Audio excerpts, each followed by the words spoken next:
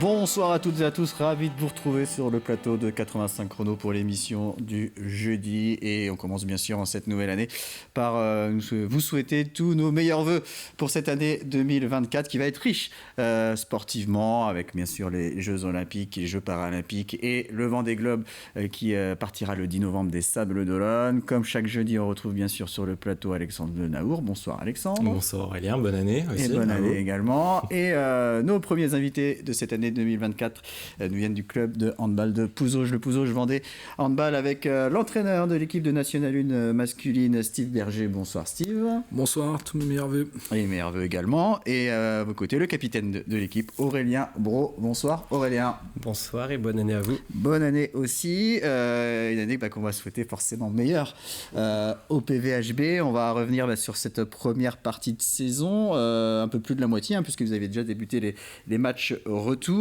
Mais ça a été compliqué cette première partie de saison en National 1 masculine pour les Pouzaugeais, avec seulement une victoire en 13 matchs, une victoire à l'extérieur. C'était le 11 novembre du côté de Cesson-Rennes, 34-27. On va avoir le classement peut-être de cette poule 2 de National 1 qui est donc menée par Rezé. Donc Pouzauges en dernière position avec 13 points au lieu des 15 que vous devriez avoir, puisqu'il y a eu 2 points de pénalité. On y reviendra peut-être. Steve, est-ce qu'on peut dire que là, la trêve est arrivée à temps ? Il aurait même fallu qu'elle arrive plus tôt, ça aurait été bien. Oui, parce qu'on est dans une situation sportive compliquée et l'enchaînement de défaites, et surtout parce que même pour tout le monde, on a fait 14 matchs en 16 semaines et ce rythme est trop lourd. Je pense qu'un calendrier un peu plus équilibré aurait été mieux. Alors oui, d'autant plus pour Pouzauges. Aurélien, comment vous avez vécu ces premiers mois de la saison ? Forcément, c'est forcément décevant parce qu'on a eu un rythme intense, on s'est donné, on a travaillé. Alors, faut pas oublier qu'on a quand même rechangé à nouveau une bonne partie de l'effectif, qu'on est quand même un groupe jeune encore cette année et qu'il a fallu apprendre à se connaître. Mais forcément décevant parce qu'on fait ça pour gagner, on est des compétiteurs et on a envie de bien faire et faire mieux en tout cas pour 2024. Alors c'est vrai qu'il y a eu, je ne vais pas dire des circonstances atténuantes, mais quand même plusieurs bâtons dans les roues pour l'équipe. Déjà, donc, on rappelle que l'équipe a été repêchée en National 1 et que ce repêchage est arrivé tardivement. Forcément, Steve, pour construire l'effectif, ça n'a pas été l'idéal cette année.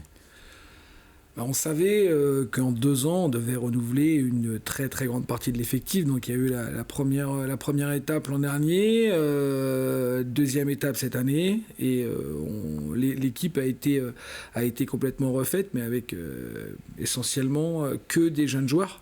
Donc il fallait du temps et malheureusement le championnat ne laisse pas de temps et on s'est mis aussi dans une dynamique, une spirale négative, donc c'est pas facile de se construire dans ces circonstances-là. Maintenant, faut pas trouver de circonstances atténuantes, c'est un fait, c'est une réalité, et justement la réalité du championnat nous a rattrapés malheureusement, et ça a été très compliqué cette première partie de saison.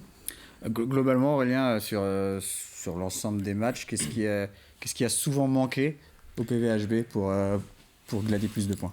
Ce qu'on a remarqué, on l'a vu, on se fait la remarque plusieurs fois, c'est que on a, je pense, justement les qualités, on a tout pour bien faire, malgré qu'on soit jeune et qu'on se connaisse peu, en tout cas en début de saison, mais on a souvent, dans certains matchs, été devant à la mi-temps ou pendant le match, mais on a souvent ces temps faibles qui nous coûtent très très cher, où on prend souvent 4 à 5-0 et après quand on est derrière c'est très difficile de revenir, surtout contre des équipes qui ont l'habitude d'être à ce niveau-là, et on voit bien qu'en N1 les détails coûtent vraiment très cher.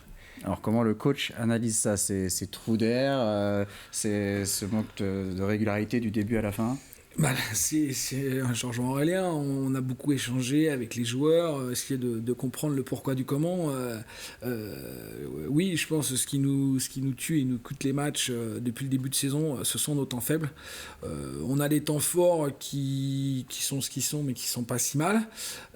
Sauf qu'on a des temps faibles qui sont rédhibitoires à ce niveau de jeu-là, puisque à chaque minute de temps faible, c'est un delta d'un but à chaque fois. Et donc une dizaine de minutes, c'est une dizaine de buts.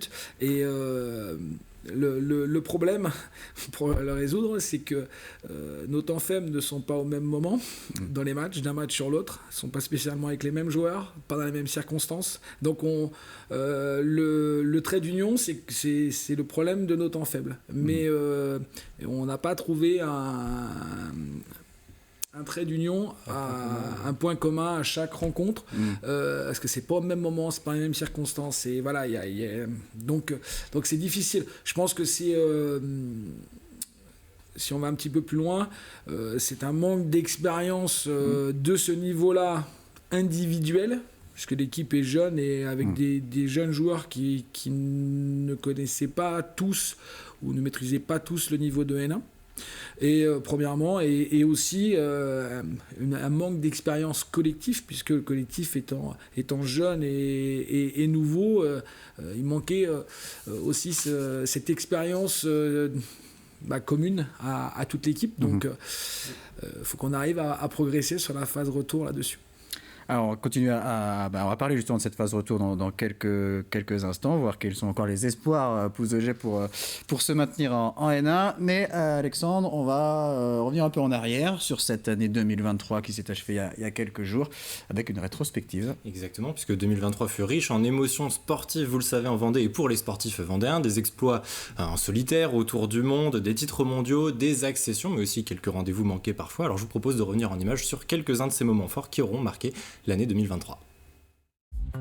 Elle est sans aucun doute l'un des visages du sport de 2023 en Vendée. Le 27 avril au Sables d'Olonne, Kirsten Neuschaeffer est devenue la première femme de l'histoire à remporter un tour du monde à la voile en solitaire et sans escale. Un exploit XXL de la Sud-Africaine qui s'est écrit sur la Golden Globe Race après 235 jours en mer et récompensée par un titre, celui de navigatrice de l'année 2023. En athlétisme, elle aussi aura marqué la saison par ses performances canon. Louise Maraval en 2023, c'est d'abord une incroyable remontée sur le relais féminin du 4x400 au championnat d'Europe Espoir en Finlande. Mais c'est aussi et surtout un titre pour la licenciée de l'Entente Sèvres, celui de championne de France élite du 400 mètres haies. Un titre décroché le 30 juillet à Albi et récompensé au mois d'août par une sélection avec l'équipe de France au championnat du monde à Budapest. Eux couraient après un titre de champion de France de D1 depuis 2018. C'est chose faite en 2023 pour le Saint-Jean-de-Mont-Vendée triathlon. Le 10 septembre, les Montois s'imposent et décrochent leur premier titre depuis 5 ans. Chez les femmes, les Sablaises terminent vice-championne de France. La veille, en paratriathlon, Gladys Lemoussu sécurise, elle, son 9e titre de championne de France. En individuel, la saison de triathlon aura été marquée par les performances de Pierre Lecor. Une première victoire en carrière d'abord sur une étape des championnats du monde. C'était le 29 juillet à Sunderland, mais aussi et surtout un double titre de champion du monde militaire. Début mai au championnat du monde à Brive-la-Gaillarde, le licencié des Sables Vendée Triathlon décroche l'or en individuel et en relais mixte. Couronne mondiale aussi, mais dans une toute autre discipline. En motocross, Mathis Valin est devenu champion du monde junior en 125 cm3. C'était le 9 juillet en Roumanie. Avec 14 victoires en 14 manches, du jamais vu, Mathis Valin s'adjuge aussi le titre de champion de France chez les juniors, sous les couleurs du team 737 Performance, équipe qu'il quitte à l'issue de cette saison. En cyclisme, lui sera toujours sous les mêmes couleurs en 2024, celle du team Total Energy. Mathieu Burgodeau est sans conteste le coureur vendéen de l'année 2023. Le Noirmoutrin aura impressionné sur son 3e Tour de France avec 2 podiums décrochés au mois de juillet. Une 2e place aussi sur la Bretagne classique à Plouay. Sa première victoire chez les pros sera peut-être en 2024 qui se fera sans Peter Sagan dans le peloton. Le Slovaque quitte le cyclisme sur route. Après 121 victoires chez les professionnels et 3 titres de champion du monde, Peter Sagan aura disputé sa dernière course sur le 51e Tour de Vendée. C'était le 1er octobre. Des arrivées mais aussi des départs au Sable d'Olonne l'année passée a également été marqué par le départ de la Mini Transat. Le 25 septembre, 90 marins s'élancent en solitaire pour la 24e édition. Direction les îles Canaries puis la Guadeloupe. À la mi-novembre, l'Uruguayen Federico Waxman s'impose en proto, l'Italien Luca Rossetti en série. Les Sablés décidément gâtés pour ce qui était aussi l'un des grands rendez-vous de l'automne. Du 24 septembre au 1er octobre, les Sables d'Olonne ont accueilli les championnats du monde de stand-up paddle.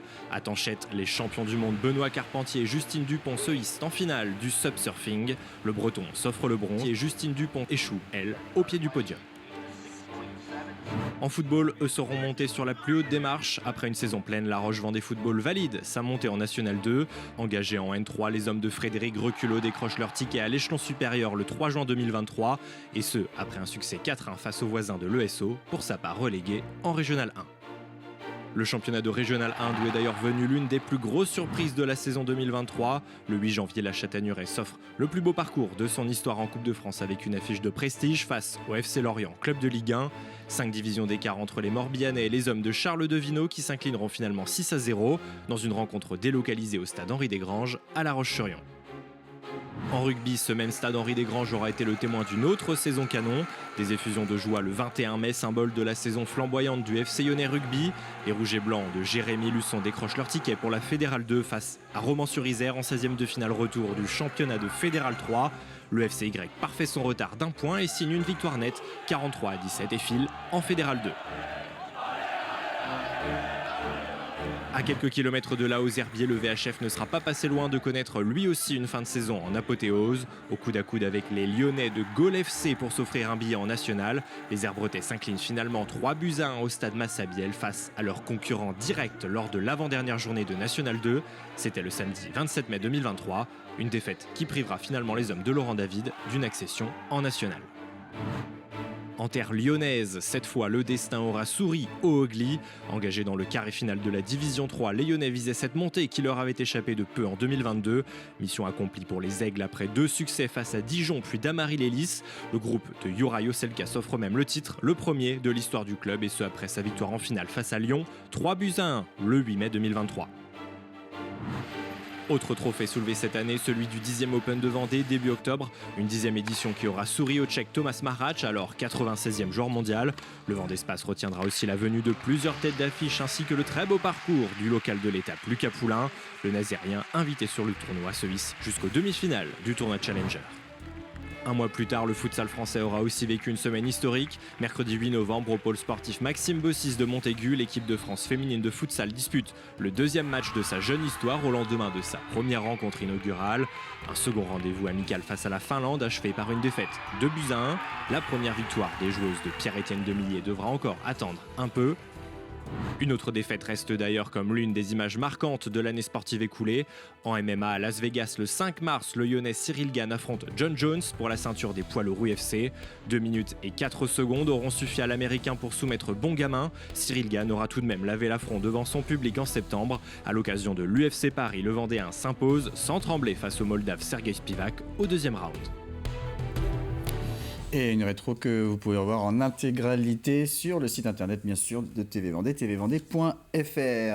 Avant de reparler handball avec nos invités, un petit mot de karaté, puisque 2 Vendéens ont été sélectionnés en équipe de France pour participer au prochain championnat d'Europe junior à Tbilissi, en Géorgie, du 9 au 11 février. Il s'agit de la Luçonnaise Sacha Viel, en moins de 48 kg, et du Fontenaisien Tom Courtois, qui lui a été retenu dans l'équipe de kata. Et puis, un petit mot de basket avec le club de La Roche-sur-Yon, le RVBC, qui a annoncé le départ de l'américaine Shaquedia Wallace, et le RVBC qui va rattaquer la saison ce week-end avec un effectif très diminué, puisque les Lyonnaises doivent également se priver de Louise Preneau, victime d'une grosse entorse à la cheville en fin d'année 2023. On revient au handball avec donc nos invités du Pouzauges Vendée Handball, le coach Steve Berger et le capitaine Aurélien Brault. On va revoir le classement de cette poule 2 de National 1, donc Pouzauges 13e et dernier avec une victoire en 13 matchs. Comment, Steve, on aborde cette deuxième partie de saison, donc qui va débuter le 3 février avec la réception de Vernon-Saint-Marcel.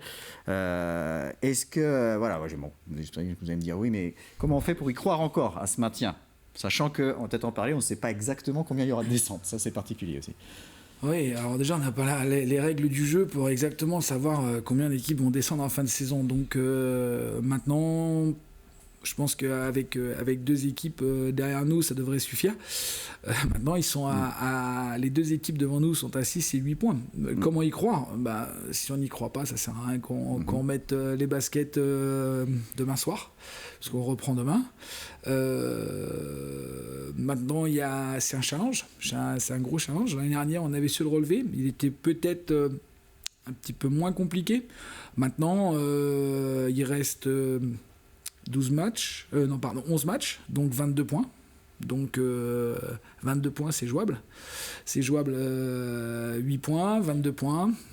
La marge de manœuvre est étroite. Maintenant, dans le sport, il y a des exploits. À nous de le faire. On sait que ça va être très compliqué. Faut pas se voiler la face. Maintenant, encore une fois, à nous de créer l'exploit. À nous, si on est capable de retrouver une spirale positive. Moi, je crois en ce groupe et en les qualités de ces joueurs. Si on reprend du bon pied, l'année dernière, on avait fait une phase retour intéressante. Pourquoi pas cette année la faire encore meilleure. Puis on en parlait tout à l'heure, Steve, vous disiez ce groupe qui manque encore d'expérience, qui est sur courant alternatif, même sur des interviews d'après-match, vous disiez des temps faibles, trop faibles. Est-ce que vous pensez qu'après ces 4 premiers mois, il y a déjà des pistes que vous avez trouvées cet hiver, parce que là, il y a quand même une grande pause avant la reprise du championnat, peut-être aussi pour Aurélien, en interne, en discutant avec ce groupe, pour trouver des axes d'amélioration pour éviter ce courant alternatif, trop alternatif? En tout cas, la solution pourra venir qu'en interne, puisqu'on n'aura pas de renfort extérieur pour la deuxième partie de saison. Je pense que c'est de la maturité. Et la maturité, maintenant, est-ce que les joueurs vont mûrir à ce point si vite ?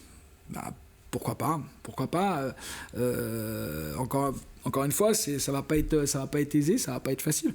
Maintenant, c'est aussi une prise de conscience individuelle pour qu'elle soit collective, pour justement minimiser ça. Je pense que les joueurs en ont pris conscience. Maintenant, en prendre conscience, c'est bien.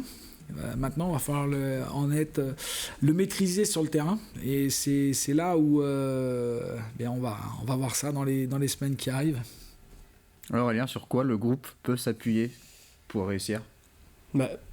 C'est sûr qu'il va falloir continuer à travailler ensemble et continuer à trouver nos automatismes, continuer à appuyer cet temps fort. Et ce que vient de dire Steve est tout à fait juste, c'est que ce qui nous a manqué aussi, il ne faut pas se cacher, c'est qu'on est rentré dans une spirale un peu négative, avec une confiance qui est forcément perdue, un peu de fébrilité dans ces moments-là. Et si on arrive à trouver ce déclic assez rapidement en début de phase retour et de rentrer dans une spirale qui est beaucoup plus positive, je pense qu'il peut y avoir de très belles choses sur cette phase retour. Alors il y a le gardien argentin Facundo Garcia Junior qui a quitté le club au mois de décembre, et vous disiez, Steve, il y a quelques instants qu'il n'y aura pas de renfort extérieur. Pourquoi ? Parce qu'il n'y a pas de joueurs sur le marché, concrètement. Voilà, on a recherché certains profils qui pouvaient correspondre à nos besoins pour renforcer l'équipe, amener un plus. Malheureusement, on n'a pas réussi à trouver... Voilà, je pense que y a à tout niveau, il y a vraiment un manque de joueurs. Donc on ne voulait pas prendre des joueurs pour prendre des joueurs. On voulait des profils précis et que l'on n'a pas trouvé, parce qu'il n'y en a pas. Donc on va faire avec les joueurs présents depuis le début de saison.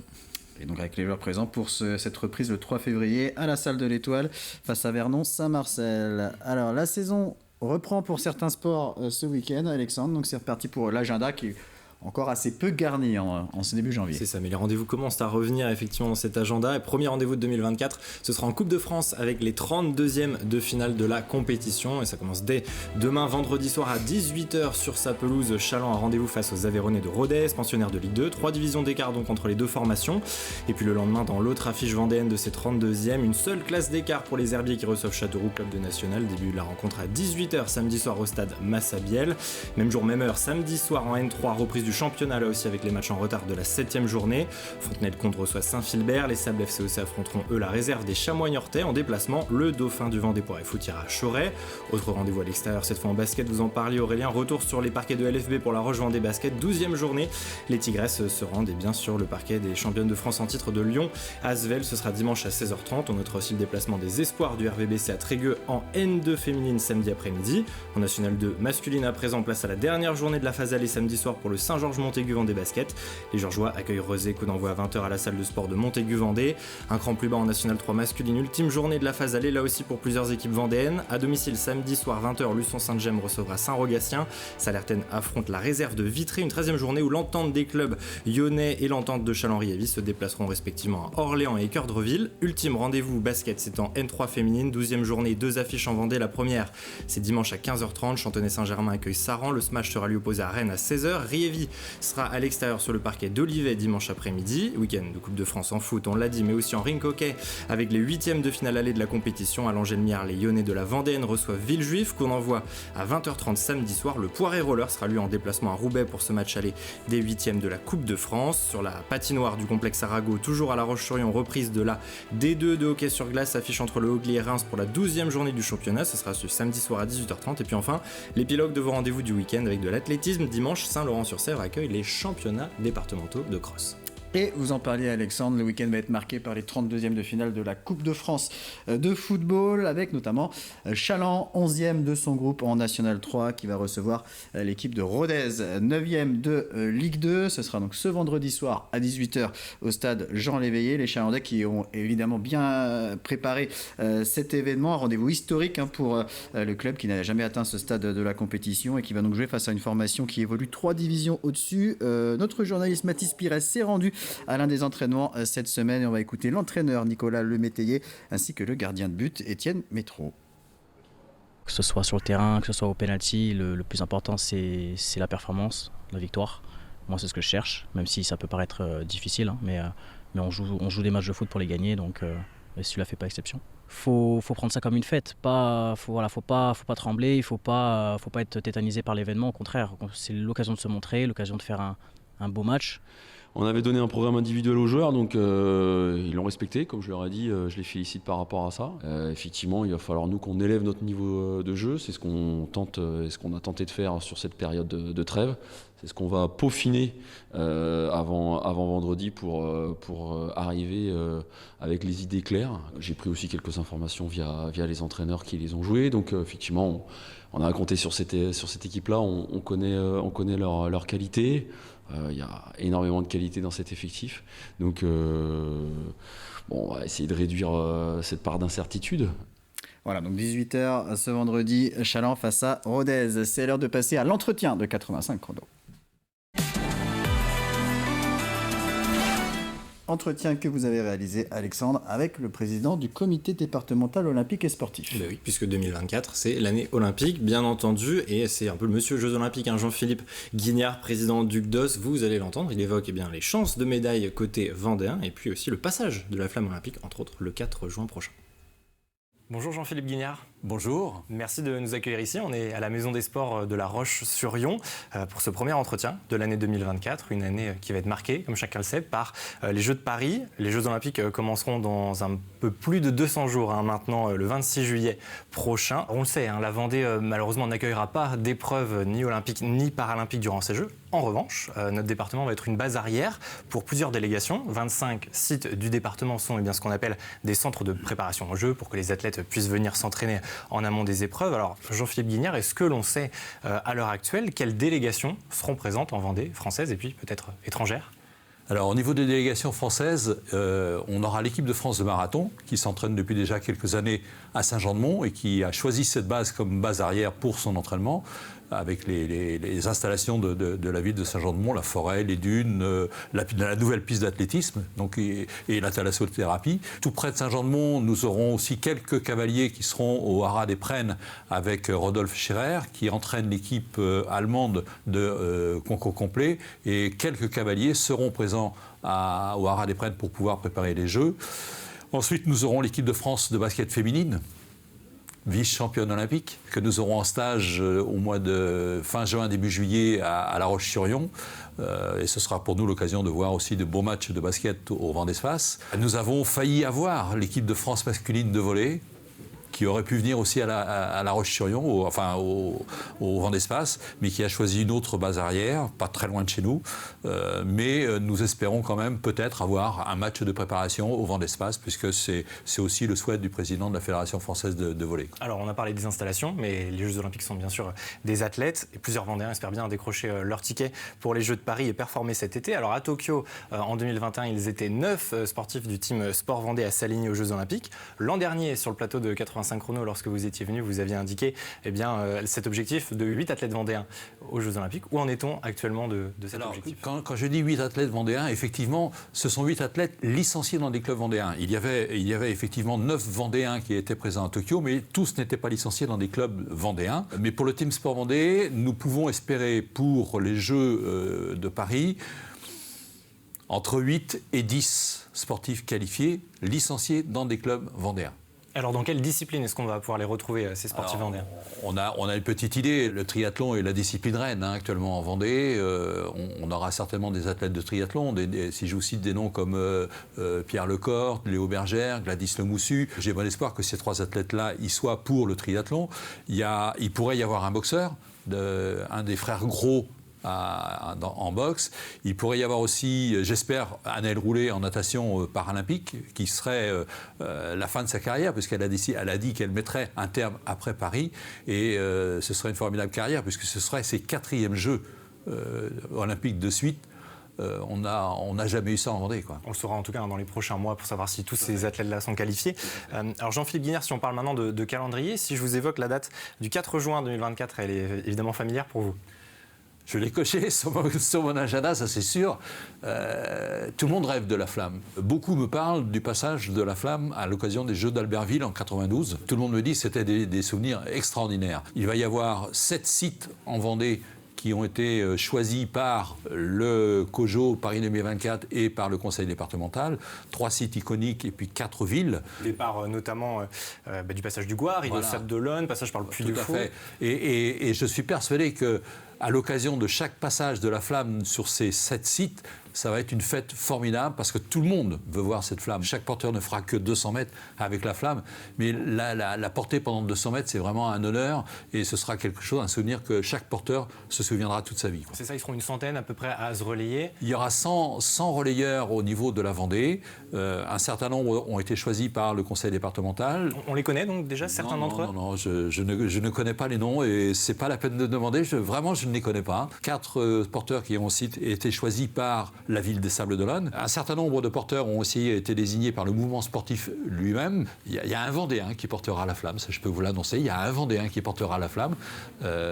Sportif, pas sportif c'est quelqu'un du monde du sport. Et puis, le reste des porteurs seront des porteurs désignés par les 2 gros partenaires, que sont les partenaires du passage de la flamme, à savoir la BPCE et puis McDo. Et donc on a dit cette flamme va passer le 4 juin. Est-ce qu'on sait déjà le parcours Ah oui, il y aura 2 convois sur la Vendée. Un convoi léger de 25 véhicules et un convoi plus lourd de 40 véhicules. Le convoi plus lourd va faire les 4 villes. Début de la journée, Fontenay à 8h30. Ensuite, ce convoi de 40 monte sur Montaigu pour une fin de matinée. Ensuite, il vient sur La Roche-sur-Yon pour un début d'après-midi et il termine à partir de 17h au Sable d'Olonne avec l'allumage de la flasque sur l'esplanade du Vendée Globe. Pendant ce temps-là, il y aura un deuxième convoi qu'on appelle un convoi plus léger qui partira, lui, du Gois. Il faudra se lever très tôt parce que la marée sera très tôt. Ce sera à 7h30. Ensuite, ce convoi de 25 véhicules partira au Puy du Fou pour la fin de la matinée. Il y aura effectivement 2 flammes, une dans chaque convoi, mais il ne peut pas y avoir 2 flammes allumées en même temps, puisque la flamme olympique, elle est unique. Donc c'est coordonné tout ça. Donc du Gouas, il va au Puy du Fou, et du Puy du Fou, après, il descend sur la pointe d'Arcet à l'Aiguillon-la-Presqu'île. Ce passage de la flamme, ce sera aussi un petit peu l'apothéose en amont de ces Jeux, puisque le GDOS a été à l'initiative de nombreux événements. Il y a eu les Jeux de Vendée à J-585, J-485, les parcours Vendée Cœur de Sport à J-385.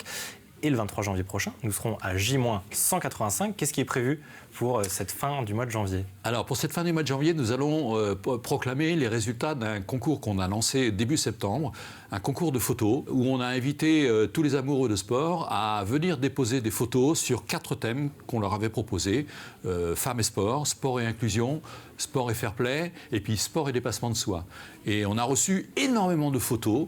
On a déterminé un vainqueur dans chaque catégorie, et chaque vainqueur recevra une place pour les JO. Les 5 meilleures photos de chaque thème, ça fait 20 posters, seront exposés en exposition itinérante qui pourra aller dans les collectivités, dans les écoles, dans les collèges, dans les lycées, dans les médiathèques, un petit peu partout. Prochain rendez-vous, on l'a dit, 23 janvier prochain à La Roche-sur-Yon pour ce village olympique. Voilà. Merci Jean-Philippe Guignard. Merci beaucoup. Et un entretien à retrouver en intégralité sur notre antenne à partir de demain vendredi. Allez, encore quelques mots avec nos invités du PVHB, le Pouzauges Vendée Handball. On a essentiellement parlé de l'équipe 1 en National 1, qui va être en mission commando pour le maintien sur cette deuxième partie de saison. Mais Steve, c'est important aussi de s'intéresser aux autres équipes du club. Il y a l'équipe 2 qui espère accéder à la pré-nationale, puis les équipes jeunes derrière qui doivent suivre. Ah oui, Pouzauges, c'est pas que l'équipe première. L'équipe première, on est la vitrine, les locomotives, mais c'est tout un club. En effet, la réserve, on espère qu'elle va cette année accéder à la pré-nationale. Ça fait 2 saisons qu'il lui manque une victoire pour l'accession, donc ça serait bien que la réserve accède en pré-nationale. Et les moins de 17 ont loupé de très peu la saison passée la qualification en moins de 18 championnat de France. Ça serait bien que le club retrouve ce niveau moins de 18 national pour tous les jeunes qui sont formés au club dès les tout petits. Donc ça serait vraiment bien de garder les niveaux régionaux et d'accéder à ce niveau moins 18 championnat de France. Aurélien, vous portez un nom bien connu au PVHB puisque les frères Bro ont marqué et marquent toujours ce club. Simon et Mathieu, grands frères, ont arrêté, mais il y a encore que vous et Quentin. Vous avez succédé à Simon au poste de capitaine. Ouais. Comment vous endossez ce nouveau rôle ? Alors je vais dire, je l'endosse à ma manière. J'ai pas le même caractère que mon grand frère. Qui lui-même avait succédé à Mathieu. C'était pour moi en tout cas un honneur que Steve me propose ça, et puis c'était assez naturel, je pense, au vu de ce qui s'est passé l'année dernière, que les joueurs, on va dire cadres du groupe, en tout cas qu'on continuait l'année dernière jusqu'à cette année. Ça s'est fait assez naturellement, et puis c'était je sais pas, c'est passé simplement, on va dire. C'était très important par rapport à l'identité du club, que ça soit un Pouzauget, quelqu'un qui soit là depuis longtemps. Moi-même, c'est ma 2e saison seulement au club, donc il me semblait très important par rapport à l'identité du club que ça soit quelqu'un du cru qui soit là depuis longtemps, qui porte le brassard. Voilà, par rapport à l'identité, c'est primordial. Oui, et puis je fais aussi partie des plus anciens du groupe, finalement. Oui. je m'y suis retrouvé rapidement, plus ancien en termes d'âge, mais aussi en termes d'années dans le club, et donc c'est pour ça que ça s'est passé facilement. Allez, il nous reste quelques instants pour vous tester, messieurs, sur le quiz. Allez, quelques questions concoctées par Alexandre, questions handball bien sûr. Allez messieurs, vous le savez, en décembre dernier, l'équipe de France féminine de handball a été sacrée championne du monde après sa victoire en finale face à la Norvège. Mais qui est la meilleure marqueuse côté français sur l'ensemble du tournoi ? Je vais être chauvin. Estelle ? Non. Aurélien, pas d'idée. Je sais. La demi-centre. Chloé, une certaine Chloé Chloé. Valentini. Chloé Valentini. 38 buts. Qui a été élue alors la meilleure joueuse aussi du championnat de manière générale? L'arrière gauche norvégienne, mais son nom, je vais l'écorcher. L'arrière gauche norvégienne. Eni Reichstadt. Voilà. Exactement, ouais. Allez, une dernière Allez, question. une dernière ce week-end à Nantes, pas très loin d'ici. L'équipe de France joue un tournoi en amont des championnats d'Europe qui vont avoir lieu au mois de janvier. Contre quelles équipes? 2 rencontres sont prévues à Nantes. Le Brésil Tunisie ce soir. et la Tunisie. Exactement. Exactement, Tunisie et Brésil. Bon, voilà, bonne réponse pour terminer. Merci, merci messieurs. Bonne reprise donc ce vendredi pour l'entraînement. Merci. Et donc on rappelle 3 février, réception de Vernon-Saint-Marcel avant un déplacement à Gien le 10 février. Retour du sport ce lundi avec vous Alexandre. Le journal des sports Et qui revient 85 chrono. dans la matinale et 85 chrono. Merci à vous de nous avoir suivis et très bonne fin de semaine à tous.